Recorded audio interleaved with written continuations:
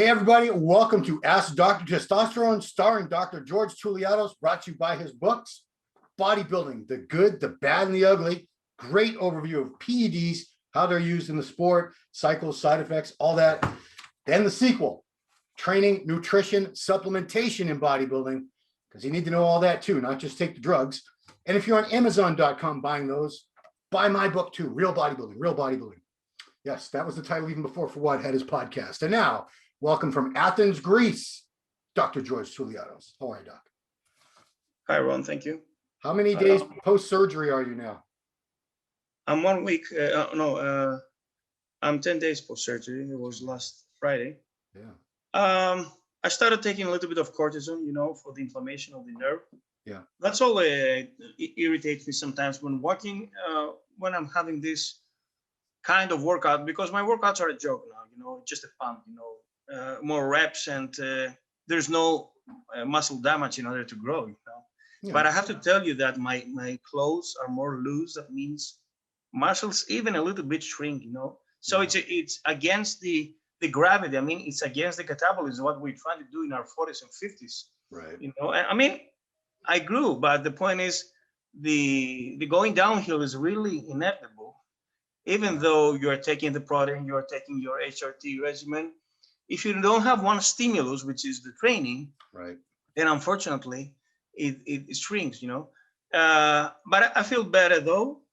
And I will stop I will taper down the cortisone this last week. And then I visited the physiotherapist today. He told me after you take off the stitches, we'll start doing some therapy. Oh, good. And actually, I have an interview with Lauren, Giles' girlfriend today. Yeah, Lauren Lauder. Awesome. Yeah. And another IFBB pro from the bikini, I think, class. And yes, we'll talk about PEDs, I think. Oh, great. So you're going to be on the show that it's called Buff Bombshells. That's the show. Yes, Yeah. Good. Because they had last week they talked about PEDs, but they had a coach, a pro bodybuilder from the UK who's a coach. They got his perspective, and I know they wanted to get an actual medical doctor. They belong to the MD family. I mean, they're part of the channel. Yeah. Of the shows, huh? Yeah. I think they've done like 15, 20 episodes already. Yeah, At least. Yeah, they started that show, I think maybe a month or two before the Olympia. So it's been going for a while. And I guess it's on the studio of Giles. Yeah. Studio, yeah. It's in Giles's house. He built a whole studio there. Oh, really? Yeah. He lives in the country, it snows there, and it's really isolated. Yeah, he's way out there. There's horses right next to him. There's fields. Yeah, it's pretty cool. Yeah.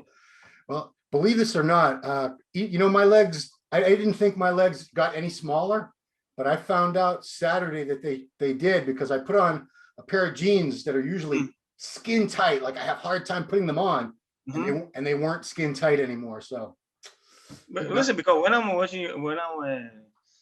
seeing your picture with your tights, when you have legs, really like balloons, they're swollen. It's the shape. It's that I just have that sweep, and I think that's 100% genetic, that shape. So what do you think contributed to that? Less weight, less resistant? Yeah, I think it's because I haven't been able to squat for a couple of years now. I can still really? I can leg press, but the squat, my lower back, just I can feel it's like, and I can't squat. I can't even hack squat heavy anymore. It's just I've had so many little micro tears in my quads every time I try to go heavy on either squats or hack squats. I just said, this isn't, I don't want. You don't have knee problems, huh? No, I do. My right knee started hurting me about a year or two ago. And really? Yeah. Even I got old. Well, Dennis James used to say that the masters have problem with the thighs because of the knees and the lower back, Yeah, it's true. Yeah. But there's always that one guy. Even Deca lost a little bit of volume in the fullness of the thighs. There's always, every time I talk about that, there'll be one guy who's like 50 and he'll say, I still squat 600 pounds. I'm like, well, it depends on the form, the technique, come on. Well, I'm saying that's a 1 in a million, that's a very rare case. That's the exception, not the rule. Just like we're talking about, there's probably some guy who's 55 and he's huge. He's like, not Rami size, but he still holds all his mass. But even LeBron lost some size, in the last show. Come on. Yeah, I mean, it happens. This is, The we're not, quality, and the separation and the skin and everything, yeah, it doesn't look firm and tight like in your youth. no, I mean, It we're not, ages, yes. we get old. We're human beings. It happens, we should all live to be 108, but that ain't gonna happen. If I get to 70, I'm gonna have a party, big party. All right, doctor, we got some questions for you. Yeah. This is a good one. Okay. This guy says, I want to know what you think about the young generation of bodybuilders going from 87 to 127 kilograms in 3 years, like this Ukrainian. I don't know who he's talking about. How is it even possible? Don't tell me those young boys are playing around with high amounts of insulin and GH. I would freak out if my 20-year-old boy did such things. So I think he's talking about, there's a 23-year-old bodybuilder in Russia. We had him in MD. I can't remember his name right now, but I think that's who he meant. Went from 87 to 127 kilograms in 3 years. So, well, I'm not sure about the body change. I mean the weight. Definitely, those kids, they have better receptors. Okay, the joints are good. They're very hungry, and always you have to know that they're beginner and start and make serious gains in regards to pro bodybuilding who has reached his genetic potential, of course, and he's doing. I mean, 5 pounds would be solid muscle, of course, would be really satisfying. Now, I don't know how Ronnie gained 40 pounds in a year or lost. I mean, he was 245 and then he went up to 280. yeah. I'm not sure how. Of course, the definition was not the same, but it's crazy. Even Dallas McGarver did serious gains until the Arnold Classic. You told me that he gained 10 pounds of lean body mass. Yeah, he did. But I remember Alexei Losukov 10 years ago in Russia. He was really promising, but he looked like a balloon. Yeah. He reminded me of the young Arnold, very round chest, delts, bicep. Of course, his skin was not very thin, Right. The definition. He looked like the classic Russian look, like the bear, with not so good separation, like the early Arnold, Yeah. not the American shredded look, Right. Of course, his quality was not supreme. So the younger you are, the less quality you have in your quads, in your back, the little detail that goes year after year. Even Rami 2013 was not the same 2020, in New York or in Florida, there were some details. So I guess, yes, as Milo said, maximize the three: nutrition, training, and gear. Yeah. Well, the whole thing, I talked to, remember that the Broderick Chavez gentleman that I talked to a couple of weeks ago. I had I wouldn't say argued with him, but I've always believed that young men should stay natural as long as they can. And he said, no. Like you said, a guy's 19 and 20, he's in his physical prime. This is the time when he can train the best, eat tons of food, sleep. So putting a bunch of gear in, that's probably going to give him the better gains than if he was 30 years old and did all the same. How do you explain then the junior that they abuse? They appear at the 90-year-old to be fully doped, So they started at 17, but when did they start training? So from day one, day zero, they started using gear, which is a wrong perspective to me, because you have to reach your genetic, roof, and then afterwards.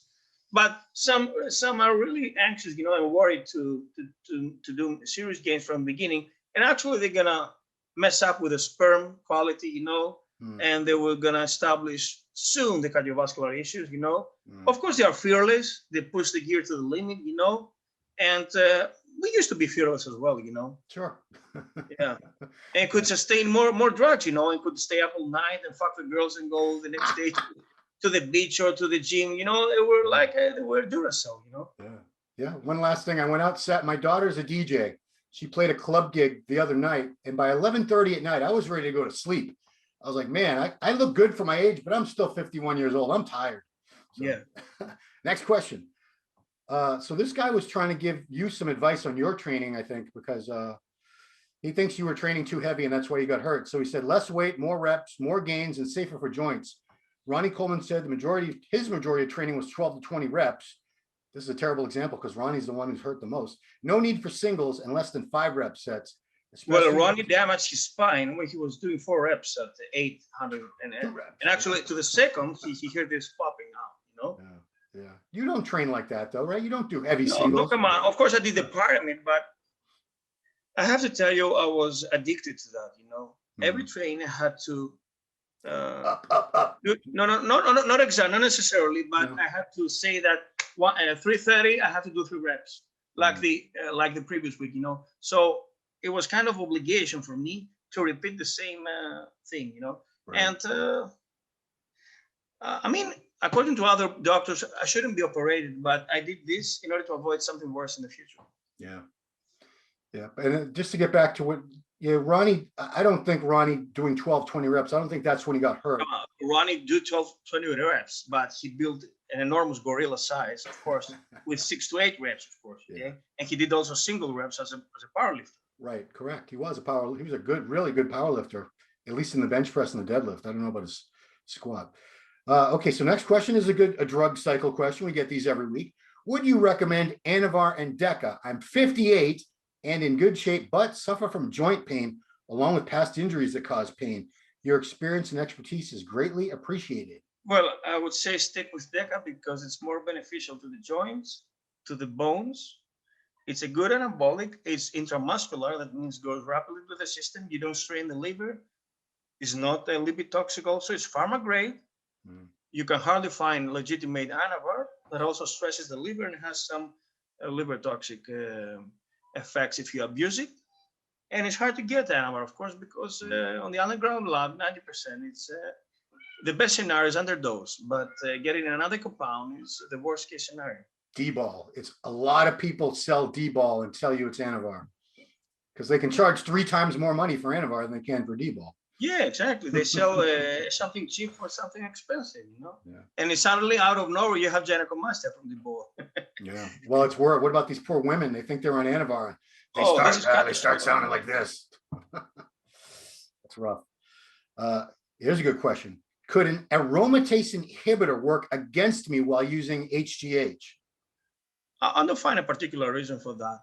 When you're using GH, why an aromatase inhibitor? Now, they say that gyno is also related to IGF-1. So if you abuse testosterone, growth hormone, then an elevated IGF-1 would be more favorable to contribute to gyno. But also GH elevates free testosterone because it lowers HCG. But in order to happen this, you need massive doses. So I don't think it will interfere.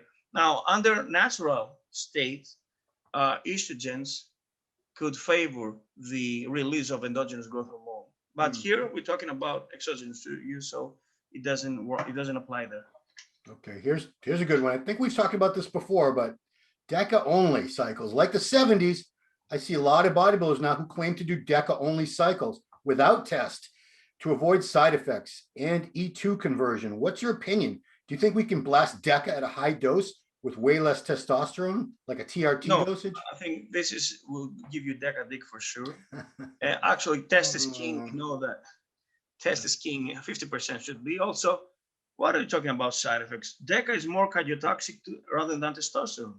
It can lower your HDL more than testosterone. Wow. Okay, and if you abuse it, it can give you a calcium score because it retains calcium. So progestins, according to some doctors, are cardiovascular toxic. So I believe that from testosterone, you're going to get the hardness, the fat burning, because it's more androgenic than Deca, the muscle strength, and Deca will make your muscles bigger because it's anabolic. Yeah. But testosterone will make you stronger because it is an androgen. Right. And will give you this aggression and will burn some fat, okay, because androgens burn the fat. So you need this combo. And if you want to have a decent sexual life, you need the ratio to be twice testosterone than Deca. So 5. Personally, I was using when I used to blast before the accident, 2 weeks before, for a period of 1 month, I did 250 testosterone, 50 Deca. So the ratio is 1 to 5, Oh yeah. 5 to 1. So now, if you use just Deca, I believe you're going to become watery, okay? And you'll not develop this strength as with using testosterone and nandrolone together. Yeah, I don't know because some of these guys who are proponents of Deca only, they get so angry when you say that because they seem to think they're doing so well on just Deca. But I've never known anybody that just did Deca and was happy about it. And also, you need some estrogens for the water retention. Deca also gives you some aldosterone that are protective for the joints and also for the heart. Okay, fair enough. So there you go, guys. Deca, but take twice as much testosterone. So boron question. Boron. I haven't heard about boron since the 80s. Wow. Since boron lowers SHBG and this makes more free testosterone available, wouldn't it be beneficial to take in 10 milligrams boron right before training? Yes, the same we could say about Proviron. Take it pre-workout. Oh, okay. Personally, pre-workout, I would say take one of the doses of your orals. So either it's Anavar, Winstrol, Dianabol, Anadrol, you know. Yeah. So split 3 doses a day according to the half-life, 7, 3, 11. Yeah. And let's say in the afternoon you trade 4 o'clock, take 3 p.m. your middle dose of your oral. But when I say to people with low free testosterone and high HBG, take some boron and Proviron, I tell them to do it 12 hours apart, AM, PM. And it will work throughout the day, you know. Yeah. Now, this free testosterone, it will give you some better sex drive and, of course, perhaps some better strength. But for boron, for instance, or Proviron, I tell them to use it AM and PM with 12 hours apart, okay? 8 in the morning, 8 at night. Gotcha. And don't worry, in the long term, it will work this way. Otherwise, now, if you take 3 times a day, boron or Proviron, yes, the needle dose could be pre-workout, for instance. Okay. Yeah. So if you adjust it according to your schedule. You've talked about this before. That's a very good time to take your orals under the tongue was before pre-workout. Yes. Yeah. Yes. We've said this. You've probably said that 50 times on the show. Next, cardio question. What is your opinion on cardio? Is it a fat loss tool, or should it be viewed more as a conditioning tool? It appears too much makes weight training pointless, but too little or none at all is not good for your overall health. What's the cardio? Cardio number 1 is for the heart and the lungs and the cardiovascular condition and the cardiorespiratory capacity. Because bodybuilders are athletes, they're not just status that pose.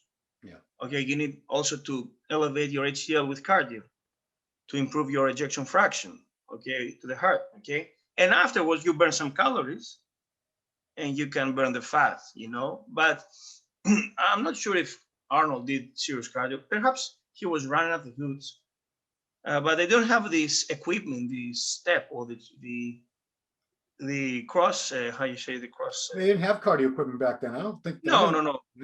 No. Treadmills, steppers, bikes. That was all. But as a doctor, I find cardio necessary first for the cardiovascular system, and secondary in order to lean out. You can lean out without cardio if you have a fast metabolism, right, Richard Gaspari. Yeah. But you need it in order to have a good condition for your heart and your arteries. You know, cardio also lowers the blood pressure, and resistance training elevates your blood pressure. Yeah. I mean, I know a lot of people hate doing cardio. I hate to boring, but take a walk, you know, while reading your cell phone, you know. Yeah, there's so much you can do on your damn phone. There's no reason to, you can't be bored anymore. You got everything on that phone now, guys. Here's a good one. What about testosterone gel? Does it really work? Yes, the same compound. The point is because 90% is wasted and only 10% is absorbed, it costs more. And by the way, you cannot reach the same levels with 2 ml of testosterone. You need to wash. You need to do a bath with gel in order to elevate so much your level. So I believe for optimization of TRT, it's fair enough to use the dense compound of 20% gel. But if you want to spike your levels like you're using 0.5 gram of testosterone injectable, it's inevitable. You need to put it everywhere. And you need to be lean because we apply it in the forearms and the wrist because they are veiny.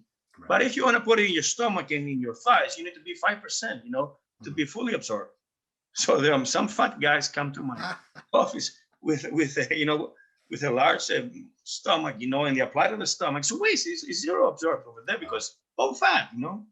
Yeah. So it's better to apply it over here or in the forehead where the skin is a little thin. Yeah. Oh, that's going to sting because there's a lot of alcohol in there. That's going to hurt. But yeah. So you can put it down to in your balls, but if the sacred balls are going to have a mustache. In the old days, there was a patch, right? And you had to stick the patch to your balls, and then you had to take a hair dryer and like melt it onto your balls so it would stay stuck to your balls all day and release the testosterone. That was one of the early. I thought you put the patches to the shoulders, but no, down. I heard that they used to put them on the scrotum. This is years ago, but I used to get the gel from when I was with a patient of Dr. Morgenthaler, and I was legit on TRT. he had me on the androgel, and the price every month was going up for a while. Every time I went to get the prescription filled, it was like another $5. Why? I don't know. But then eventually I said, you know what? I could just buy a bottle of test for like 60, 70 bucks. And I would be spending, 25% of the money. I could do this myself. And that's what I did. Yeah. Gel it's better than nothing, but it's not. But listen, there are guys, sanitary guys, they never train and they hate needles, They don't have the philosophy of the bodybuilder. We are hardcore. We can inject vitamins, we can inject detox, we can inject hormones. Yeah. I got my COVID shot. Don't get mad, everybody. I got the vaccine. Congrats. I got it last Monday. I got the 1 dose Johnson & Johnson. Oh, really? Yeah. And the pharmacist who was doing the injection, he's like, now this is going to hurt. This is going to pinch. I said, dude, you have no idea. I've stuck needles like this big in my body. You had any slight fever or something? I had a little, for a couple of days, I felt a little tired, and I think I felt hot, but it wasn't bad. Here I am. But now you're immune. You don't need a mask. I need 1 more week, 2 weeks, and then you're immune. So 1 more week, but I'm almost there. All right. Final question. So this isn't really a question, but we talked about this last week. A guy was asking about his hips, and he said the way the question was worded seemed to suggest that excess IGF was the cause of his hip problems. Was this the case? I can't understand why IGF would speed up osteoarthritis. Now, the only explanation I have to this is acromegaly. So that you're abusing so much that the one bone goes against the other, and there's a friction.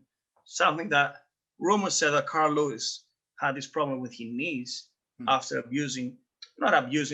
tiny doses of GH for 2 decades, and then he had some arthritis. I don't know, but only under that case, when you remember Andre the Giant. Yeah, but I'm sorry, this guy's asking about IGF.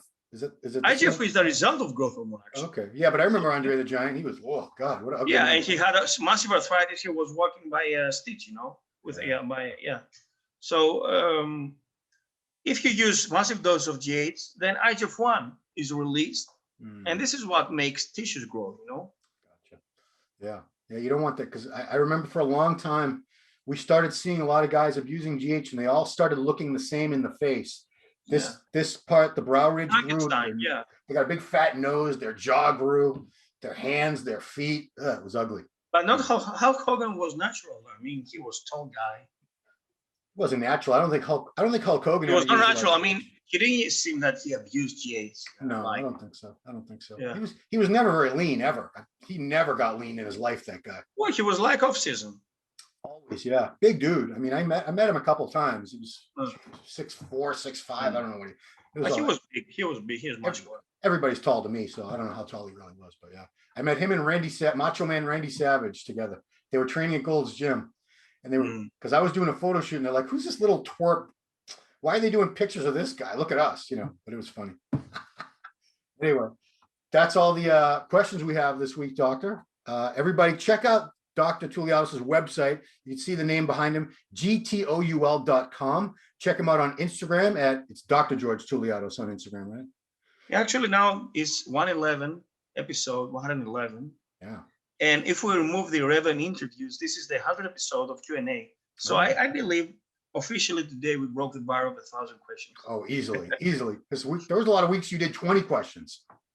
Oh, I'm sure. Well, I think we started with 6 or the first month. Then they started piling up.